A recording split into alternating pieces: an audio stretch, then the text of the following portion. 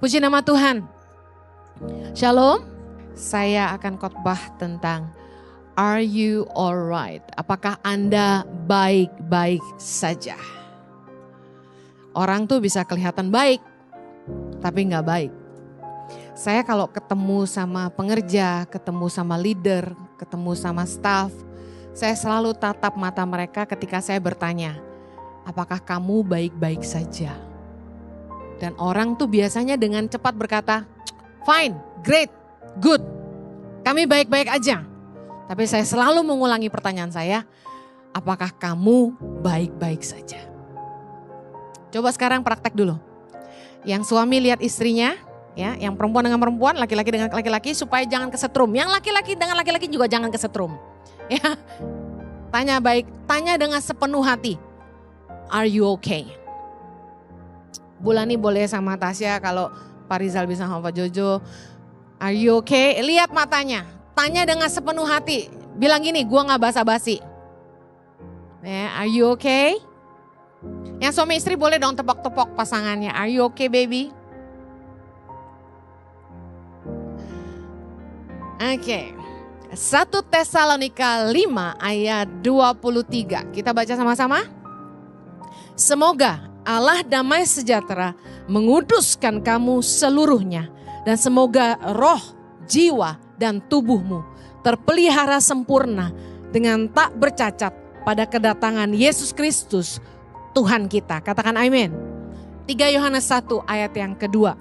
Saudaraku yang kekasih, aku berdoa semoga engkau baik-baik dan sehat-sehat saja dalam segala sesuatu, sama seperti jiwamu baik-baik saja. Banyak orang tuh pura-pura kelihatan baik. Apalagi pendeta. Ditanya, Bu ini gimana kabarnya? Luar biasa, baik-baik, Tuhan baik. Padahal kadang-kadang gak baik. Okay. Kualitas hidup kita ditentukan dari kesehatan dalam 3 area. Yang pertama, tubuh. Katakan tubuh. Tubuh yang sehat, hidup yang kudus bagi Allah. Kalau kita gak sehat, sia-sia semua yang kita punya. Amin. Saya kasihan sama orang yang kaya tapi gak boleh makan apa-apa. Saya lagi program diet kan nih. Tuh kan dikotbahin. Susah. Makan ini gak boleh, makan itu gak boleh. Martabak gak boleh, duren gak boleh, semua yang saya suka gak boleh. Samcan gak boleh. Iya gak? BPK gak boleh. Pokoknya semua yang ada minyak dan lemak gak boleh. Nasi ditimbang sekitar 3 sendok 50 gram. Nasi no problem for me. Aku gak big eater kalau nasi. Daging harus ditimbang. Ya, mau ikan, mau ayam, mau daging ya. Harus ditimbang 100 gram. Berat gak? Gak terlalu. Sayur 100 gram, buah 100 gram. Satu kali makan. Yang paling menyiksa, nastar gak boleh. Lapis Surabaya gak boleh. Lapis legit gak boleh. Dan di kulkas ada lapis Surabaya. Di meja ada nastar. Kacang gak boleh, harus cut dulu. Saya kalau lapar tuh nyemilnya kacang, karena saya doyan kacang. Semua yang berbau kacang, pecel, karedok, gado-gado, ketoprak is my favorite. Gak boleh, bayangin. Saya bilang gini, kacangnya saya kurangin. Gak boleh sementara ini. Oke. Apalagi ya. Pokoknya yang snacking gitu deh gak boleh ya. Indomie goreng, seleraku gak boleh. Berat boh. Kemarin anak di rumah saya pesen something geprek-geprek itu. Pas saya lihat ini apa? Saya buka. Loh, Indomie goyang. Ini kejahatan. Udah tahu gue lagi diet, ada Indomie goyang.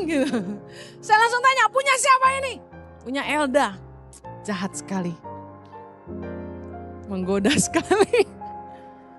Tapi saya sadar gitu, Tuhan baik. Kalau orang tanya saya, Bu Heni sehat-sehat saja? Saya jawab, saya sehat. Karena saya gak sakit. Tapi sebenarnya saya gak sehat, saya obesitas. Iya dong. Sejak pandemi saya naik 15 kilo per hari ini. Dahsyat gak? lihat YouTube, beda banget tuh. Saya kan sering dijadiin model sama Positif by YTP.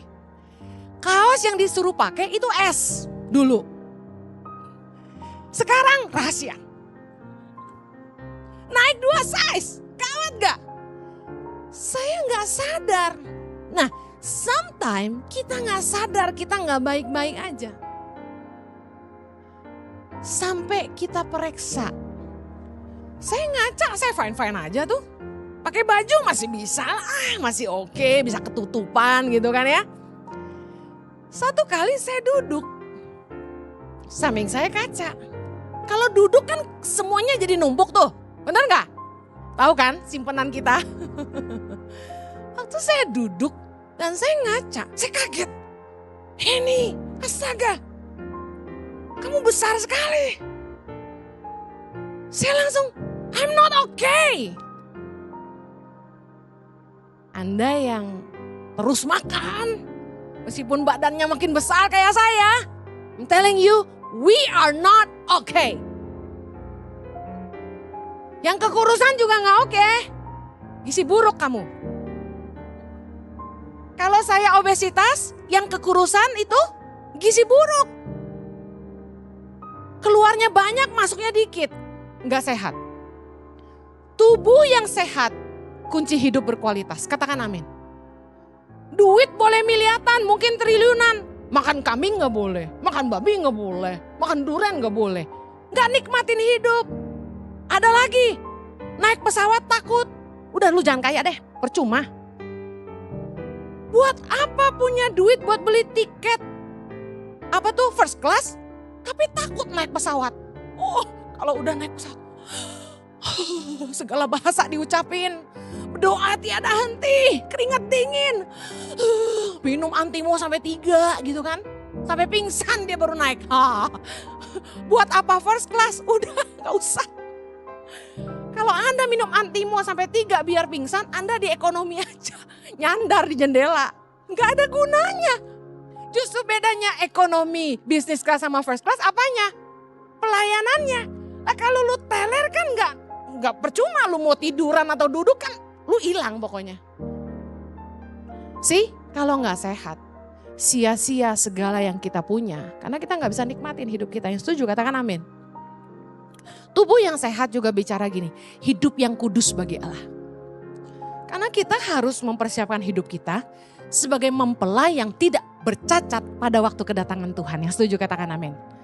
Jangan pakai tubuhmu untuk perkara-perkara najis dan kotor.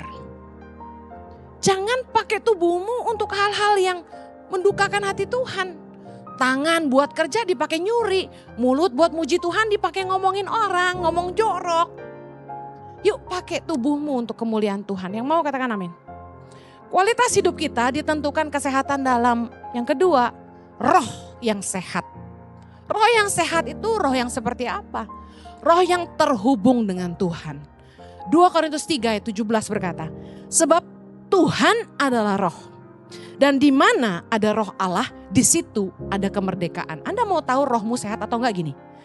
Roh yang sehat tidak terikat. Tidak terikat apa? Tidak terikat dosa.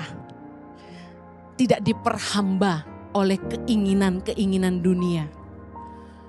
Kita kadang-kadang gak sadar roh kita gak sehat. Ketika roh kita tidak terhubung dengan Tuhan, di situ gak ada kemerdekaan. Karena di mana ada roh Allah, di situ ada kemerdekaan. Kita gak terikat sama apapun yang ada di dunia ini. Kita gak takut kehilangan apapun. Roh yang terhubung dengan Tuhan dipuaskan hanya oleh Tuhan. Roh yang terhubung dengan Tuhan dipulihkan dalam hadirat Tuhan. Roh yang sehat itu ciri-cirinya, manifestasinya adalah orang-orang yang hidupnya mengandalkan Tuhan. Orang-orang yang hidupnya mengasihi Tuhan. Kesadaran akan Tuhan, Theo ke atas. Dan takut akan Tuhan. Meskipun dia gak bisa lihat Tuhan, dia sadar Tuhan melihat semua yang dia buat. Itu roh yang sehat. Manifestasinya adalah orang ini hidup ngandelin Tuhan. Yeremia 17 ayat 7 berkata, diberkatilah orang yang mengandalkan Tuhan, yang menaruh harapannya pada Tuhan. Roh yang sehat, itu manifestasi dalam kehidupan kita ini luar biasa. Kita bisa melakukan hal-hal yang luar biasa. Karena mengandalkan Tuhan, melampaui kemampuan kita sebagai manusia. Orang yang hidupnya mengandalkan Tuhan pasti hidup dalam keajaiban Tuhan. Percaya katakan amin. Contoh, kalau dengan kerja keras, kita bisa menghasilkan uang katakan sejumlah A. Tapi dengan kuasa Tuhan, Anda bisa menikmati hidup Anda lebih dari apa yang Anda dapat. Itu keajaiban Tuhan. Saya sering kesaksian tentang bagaimana sebagai hamba Tuhan saya hidup ngandalin Tuhan. Hidup gak nipu-nipu orang, hidup gak manipulasi orang. Dan saya melihat perbuatan Tuhan yang ajaib. Contoh sederhana, bagaimana gereja ini bisa ada, ini keajaiban Tuhan. Amin. Gak ada di sini yang merasa pernah saya kirimin proposal bangun gereja kan? Semua keajaiban dan penyediaan Tuhan itu tersedia bagi orang-orang yang takut akan Tuhan.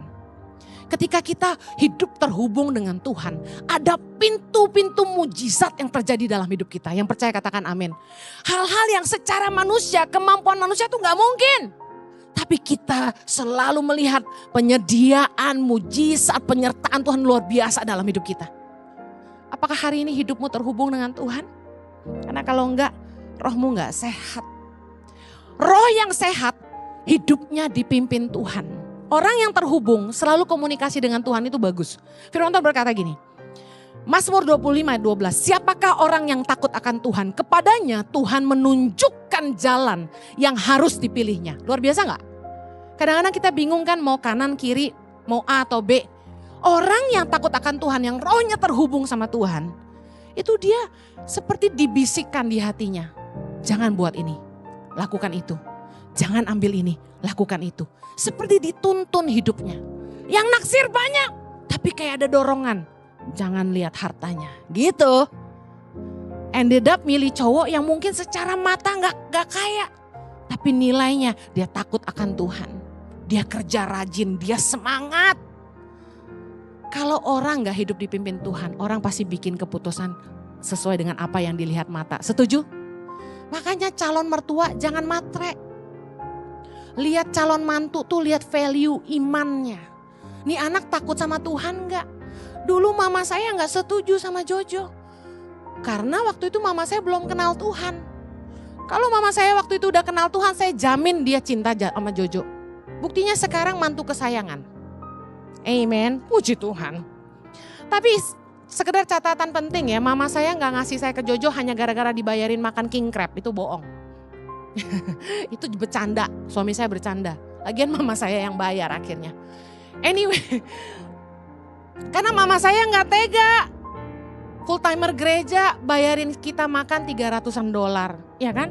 Akhirnya mama saya yang bayar, itu kebenarannya. Nah, singkat cerita, kalau Anda terhubung sama Tuhan, Tuhan tuh rohnya selalu berbisik dalam hatimu.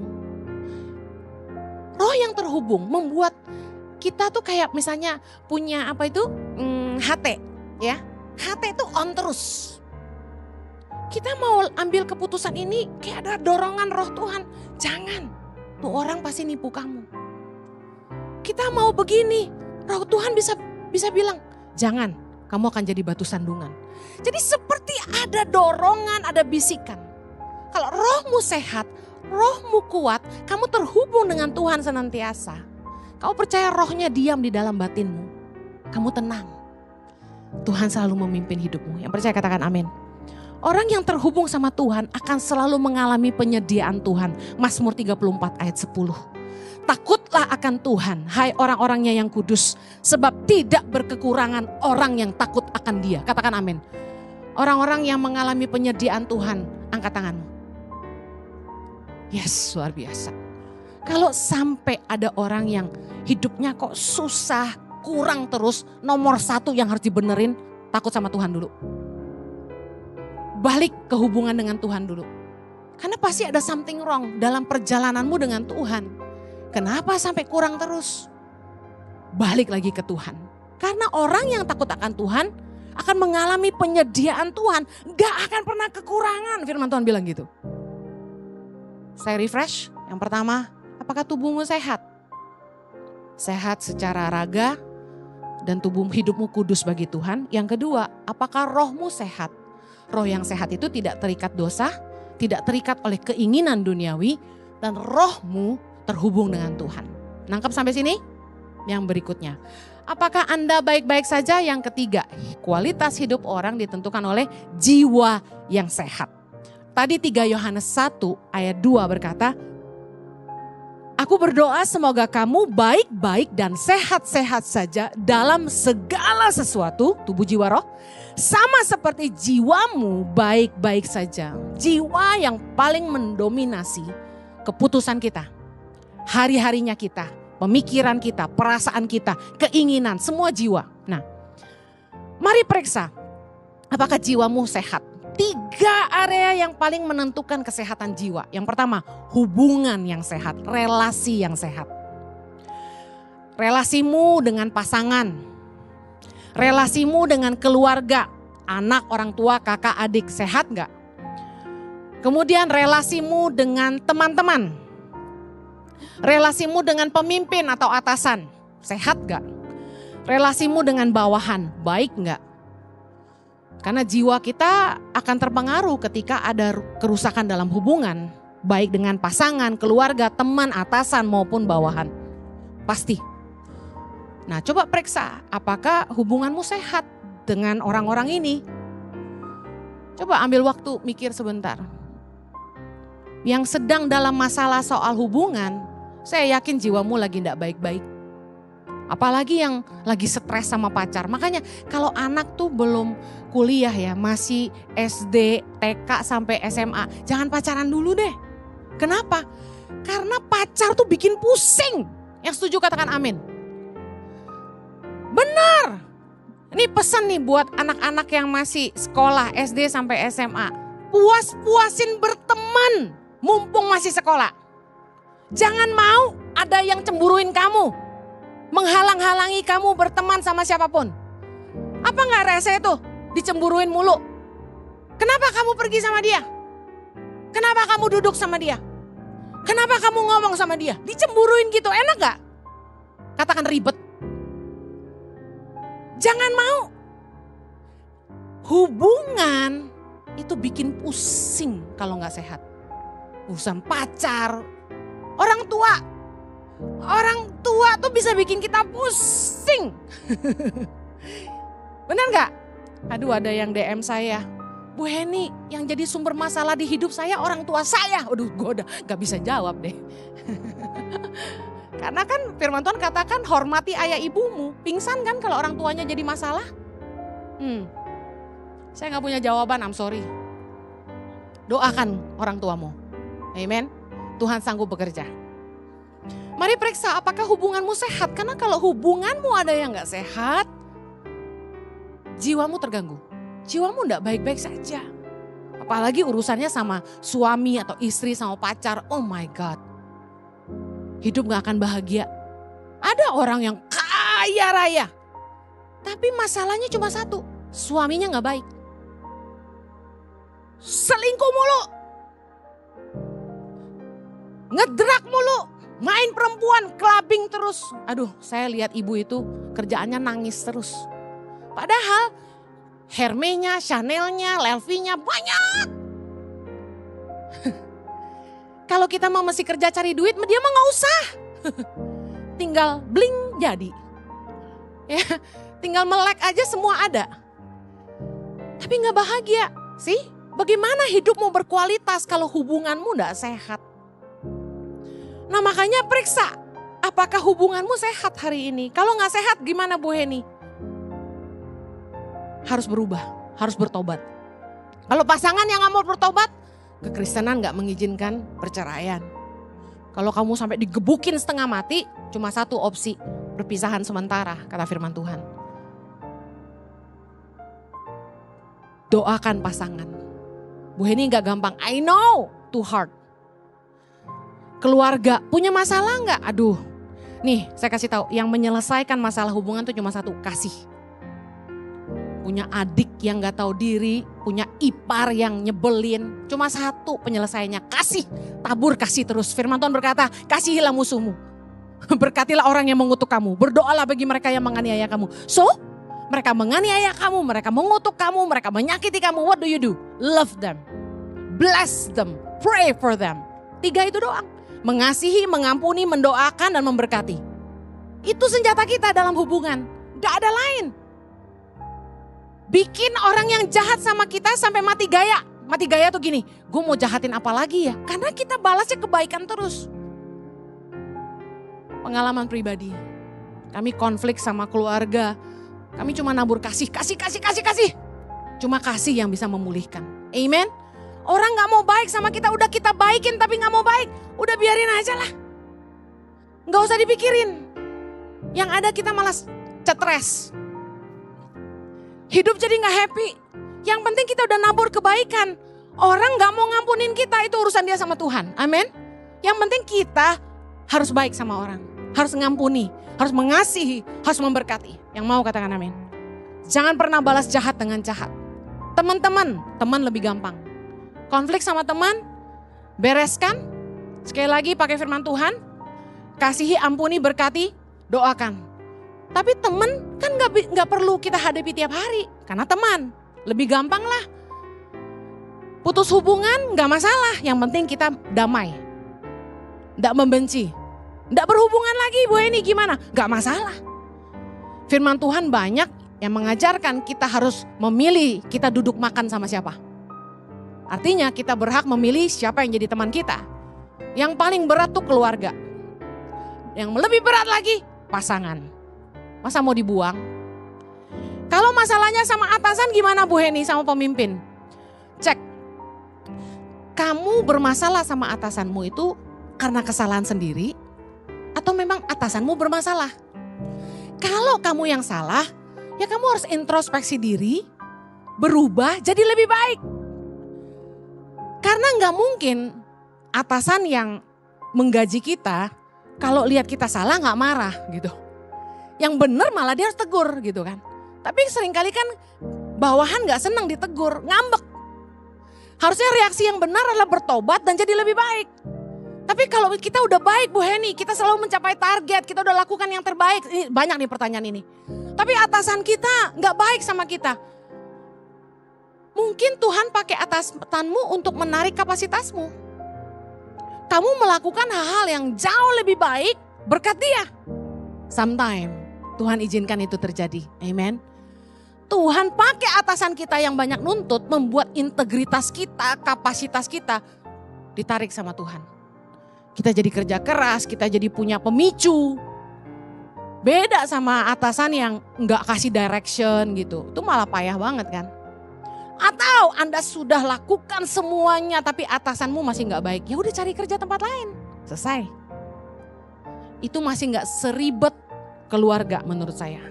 Yang terakhir bawahan. Kalau urusan sama bawahan jauh lebih gampang. Panggil, tegur. Bisa terima bagus, gak bisa terima SP1. SP1 gak bisa terima, SP2, SP3. Gak memenuhi target, attitude problem, out. Urusan sama bawahan jauh lebih gampang. Saya sengaja line out ini dari yang tersulit. Karena kalau hubungan kita gak sehat dengan 5 barisan ini, hidup kita gak akan happy. Setuju? Mari lihat yang berikutnya. Jiwa kita sehat kalau hubungan kita sehat. Yang kedua, jiwa kita akan sehat kalau keuangan kita sehat. Money talks.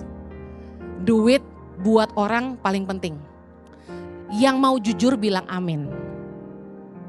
Kok malu? Tuhan juga tahu. 3P area keuangan yang harus sehat. Yang pertama penerimaan. Yang kedua pengelolaan, yang ketiga pengeluaran. Apakah 3 area keuanganmu sehat? Ada duit masuk, punya penghasilan bulanan? Pasti? Jangan yang gak pasti. Oh Bu Heni, saya orang kreatif. Orang kreatif itu gak boleh makan gaji bulanan. Saya harus berkarya. Ya namanya seniman Bu Heni, kadang ada kadang enggak. Anak butuh berong sekolah. Dapur mesti ngebul. Sakit butuh biaya, gak bisa gak punya keuangan yang pasti.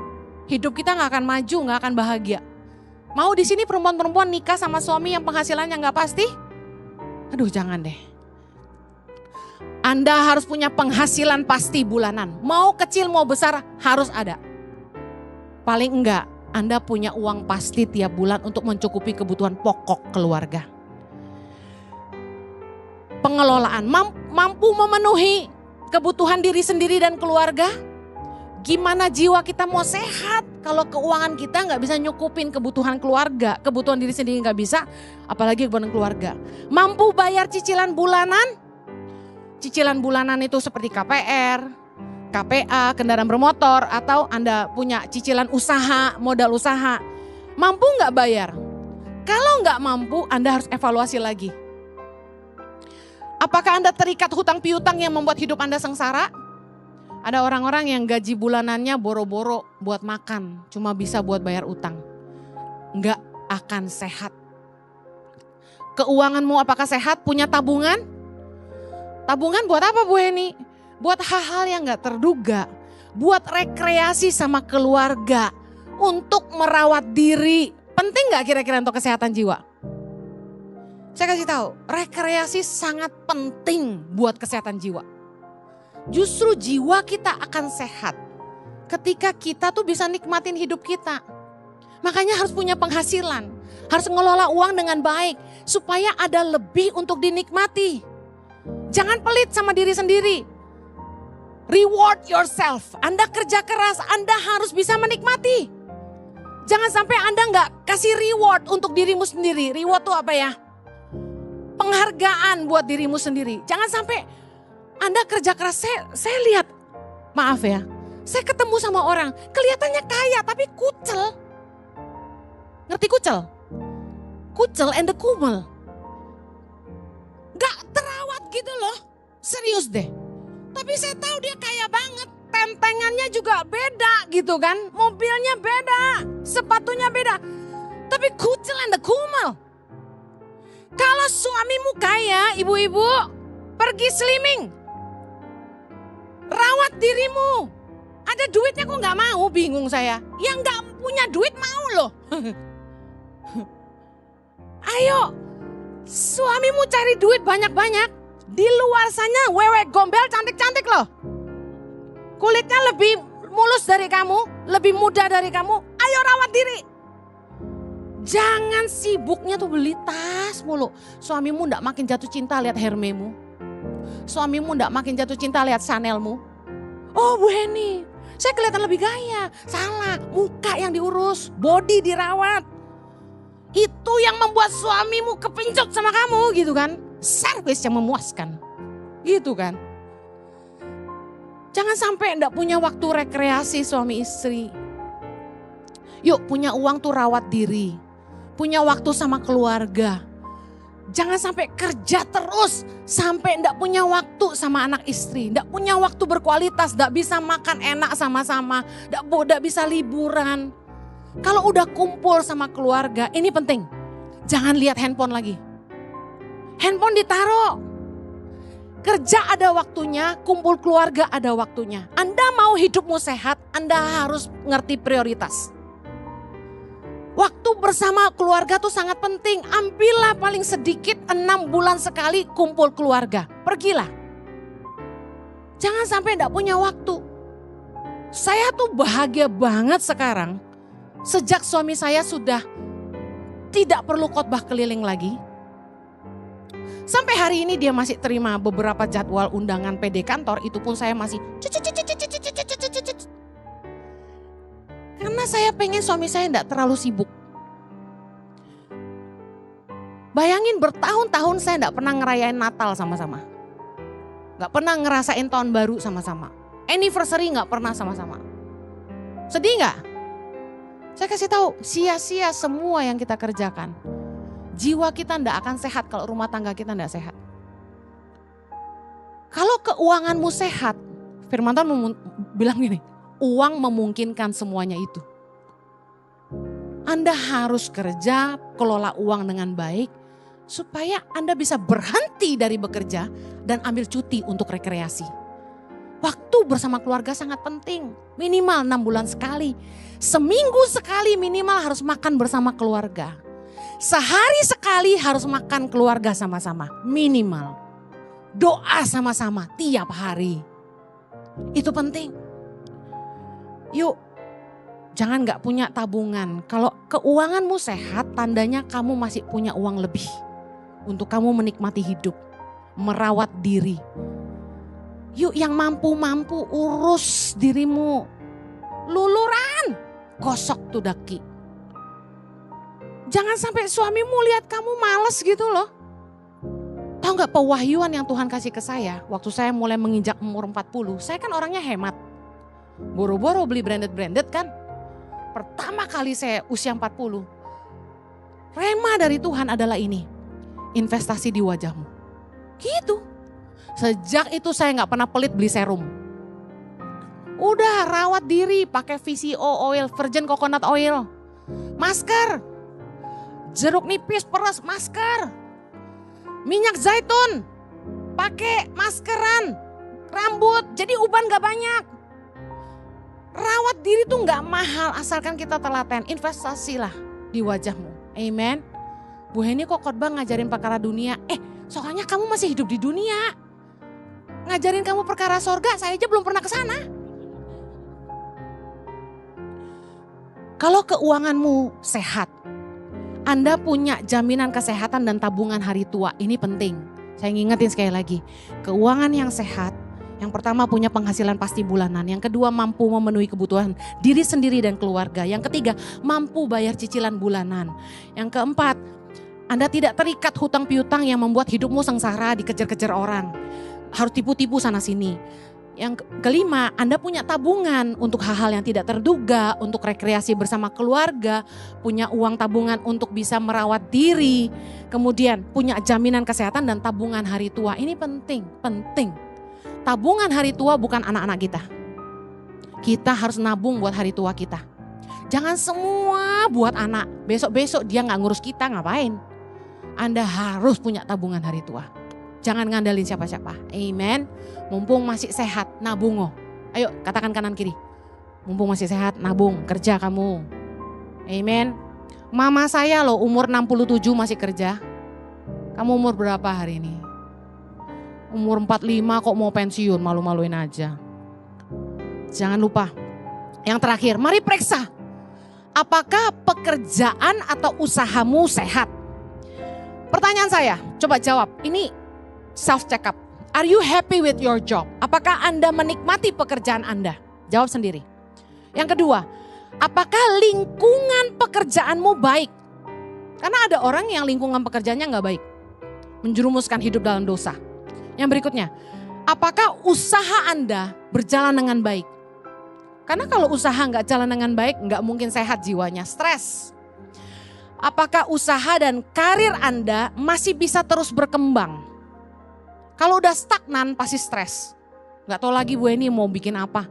Makanya di ICI kita bikin program namanya Level Up. Dimana kita itu berani keluar uang untuk undang narasumber-narasumber, para trainer-trainer.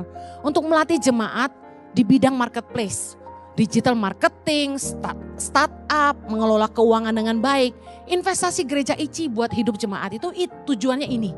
Supaya hidupmu sehat. Apakah karya Anda berdampak bagi perusahaan di mana Anda bekerja dan apakah usahamu berdampak untuk hidup orang lain? Jangan bikin bisnis yang hanya menguntungkan diri sendiri. Pastikan usahamu berguna buat hidup orang lain. Jangan cuma cari untung. Miliki tujuan yang lebih besar dari sekedar upah.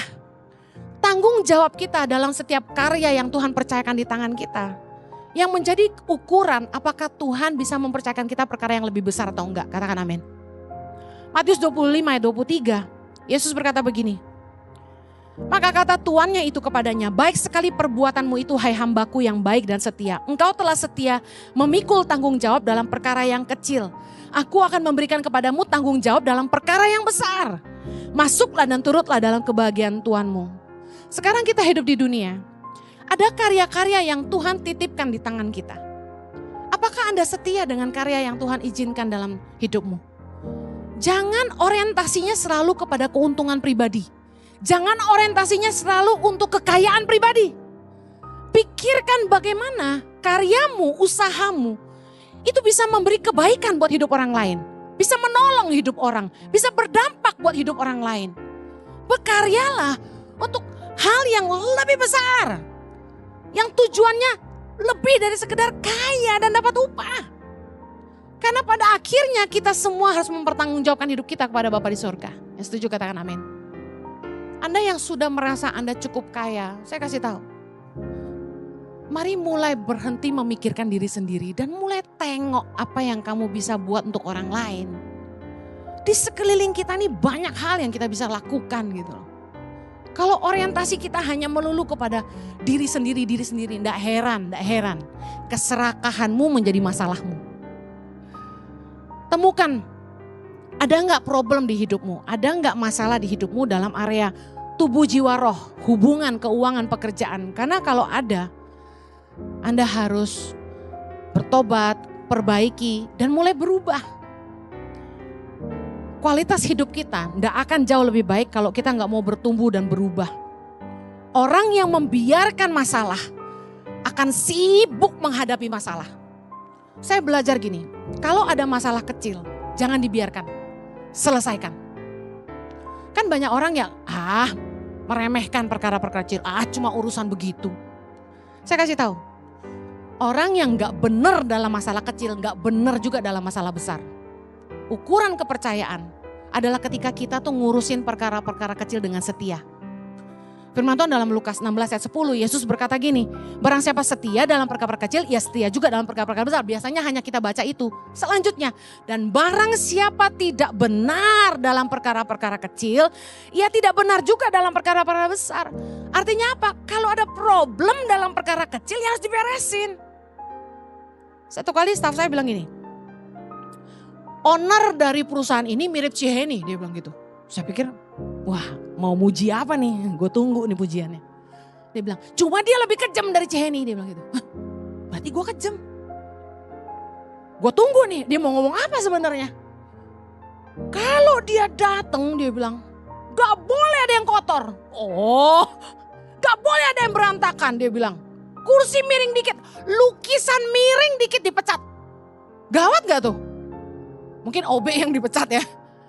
Masa manajernya dipecat cuma gara-gara lukisan miring. Dia bilang kayak Ciheni tapi lebih kejam dari Ciheni. Berarti gue kejam dong. Saya orang yang sangat aware tentang kerapian dan kebersihan. Jadi kalau saya datang ke gereja, ada sampah di kolong biarpun hanya serpihan biskuit, saya langsung lihat. Tajam gitu, mengenali hal-hal yang kotor.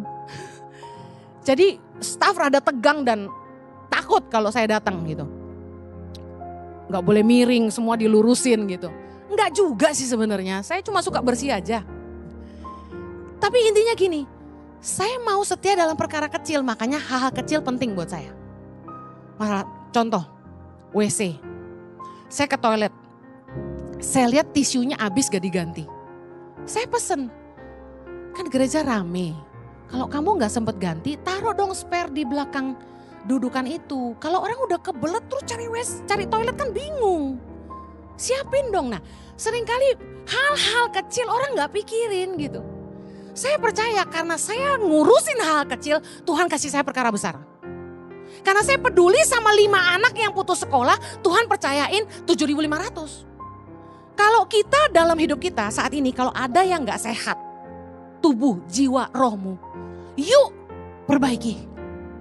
Dalam hubunganmu, dalam keuanganmu, yuk perbaiki yuk. Dalam karyamu, jangan dibiarin, jangan anggap remeh hal kecil. Harusnya orang yang sehat bisa menikmati hidupnya, bisa pakai waktunya untuk memikirkan pengembangan diri, pengembangan usaha, mikirin masa depan keluarga. Tapi karena gak mau beresin masalah, jadi sibuk ngadepin masalah. Waktu saya ke dokter cek saya kan ngaca, saya merasa saya baik-baik aja. Saya pikir gini, masih banyak yang lebih gemuk dari saya. Tapi setelah dicek sama dokter, saya obesitas. Orang yang obesitas itu sudah mengarah ke jantung, sudah mengarah ke stroke. Kan gak lucu, Ibu Heni Kristianus kegendutan jadi sakit, kan lucu. Saya harus bertobat. Makanya sebagai pemimpin saya kasih teladan. Saya ini suka makan. Itu selalu jadi excuse saya. Tapi sekarang saya bilang saya mau sehat. Saya harus sehat. Supaya jangan sampai tanggung jawab yang Tuhan percayakan dalam hidup saya nggak bisa selesaikan. Hanya gara-gara saya nggak bisa mengendalikan diri saya. Mari jemaat Tuhan pulang ini renungkan. Apakah tubuhmu sehat secara jasmani dan apakah hidupmu kudus? Yang kedua, apakah rohmu sehat, terhubung gak dengan Tuhan, terikat gak sama dosa? Kamu harus sehat. Yang ketiga, jiwamu harus sehat. Untuk jiwa yang sehat, keuanganmu harus sehat, hubunganmu harus sehat, karyamu harus sehat.